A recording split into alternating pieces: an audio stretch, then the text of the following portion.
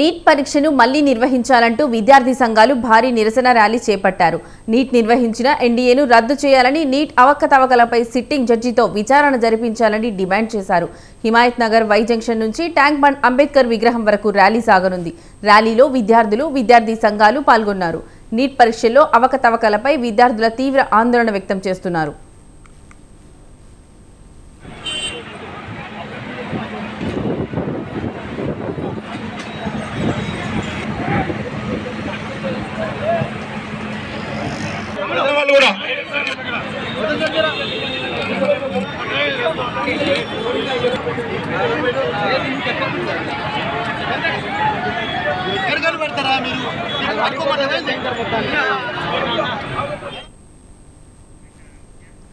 Neat పరీక్షను మళ్లీ నిర్వహించాలంటూ విద్యార్థి సంఘాలు భారీ నిరసన ర్యాలీ చేపట్టారు. నీట్ నిర్వహించిన ఎన్డీఏను రద్దు చేయాలని, నీట్ అవకతవకలపై సిట్టింగ్ జడ్జితో విచారణ జరిపించాలని డిమాండ్ చేశారు. హిమాయత్ నగర్ వై జంక్షన్ నుంచి ట్యాంక్ బండ్ అంబేద్కర్ విగ్రహం వరకు ర్యాలీ సాగనుంది. ర్యాలీలో విద్యార్థులు, విద్యార్థి సంఘాలు పాల్గొన్నారు. నీట్ పరీక్షల్లో అవకతవకలపై విద్యార్థుల తీవ్ర ఆందోళన వ్యక్తం చేస్తున్నారు.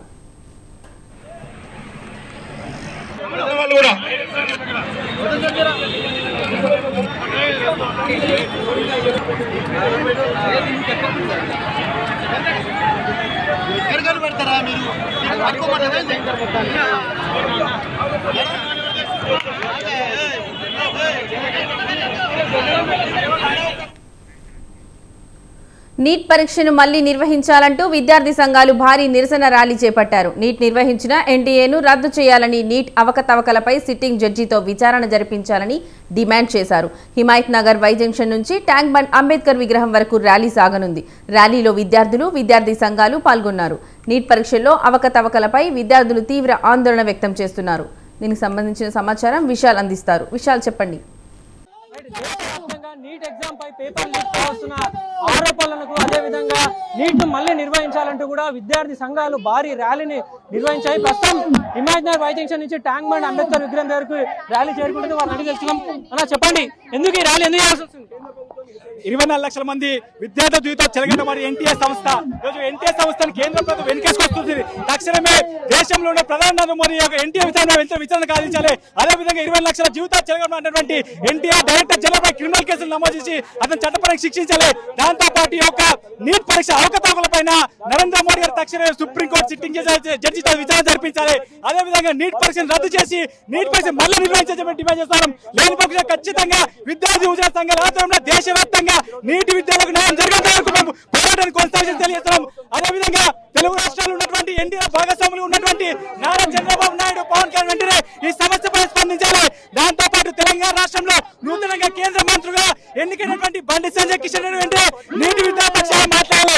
రానున్న పార్లమెంట్ సమావేశంలో తెలుగు రాష్ట్రాల విద్యార్థుల కోసం, వాళ్ళు జరిగే అన్యాయం కోసం పార్లమెంట్ లో గలమెత్తాలి. లేని పక్షంగా ఖచ్చితంగా తెలంగాణ రాష్ట్రంలో బీజేపీ ఎంపీల ఇళ్లను ముట్టడిస్తాం. వాళ్ళు బయటికి తిరిగడం ఎందుకంటే తెలంగాణ రాష్ట్రంలో విద్యార్థులకు అనేక ఇబ్బందులు పడతారు, వాళ్ళు నష్టపోయారు. కాబట్టి వాళ్ళ తరఫున మీరు పోరాటం. గతంలోనూ ఎన్టీఏ ఎగ్జామ్ లో నిర్వహించింది కదా, ఇప్పుడు ఎందుకు అంటే ఈసారి ఎందుకు చేస్తున్నారు? గతంలో ఎన్టీఏ ఎగ్జామ్ లో నిర్వహించింది కదా, ఏ ఎగ్జామ్ లో శాంటిటీ దెబ్బతిన్నప్పుడు ఆ ఎగ్జామ్ ని క్యాన్సిల్ చేసి ఎగ్జామ్ రాష్ట్ర పిల్లలకి భరోసా కల్పించాల్సిన బాధ్యత ప్రభుత్వాల పైన ఉంటుంది. కేంద్ర ప్రభుత్వం ఆ బాధ్యతను మర్చి ఈరోజు ఇష్యూని సైడ్ ట్రాక్ చేసే ప్రయత్నం చేస్తుంది. దానికి నిరసనగా ఈరోజు ప్రొటెస్ట్ చేస్తున్నాము. సిట్టింగ్ జడ్జితో ఎంక్వైరీ చేయించి ఈ మొత్తం జరిగిన లీకేజ్ని, ఈ మొత్తం జరిగిన స్కామ్ పైన నేరస్తుని కఠినంగా శిక్షించాలి. నేషనల్ టెస్టింగ్ ఏజెన్సీని రద్దు చేయాలి. రాష్ట్ర పరిధిలో ఎగ్జామ్స్ కండక్ట్ చేసుకోవడానికి అవకాశం కల్పించాలి.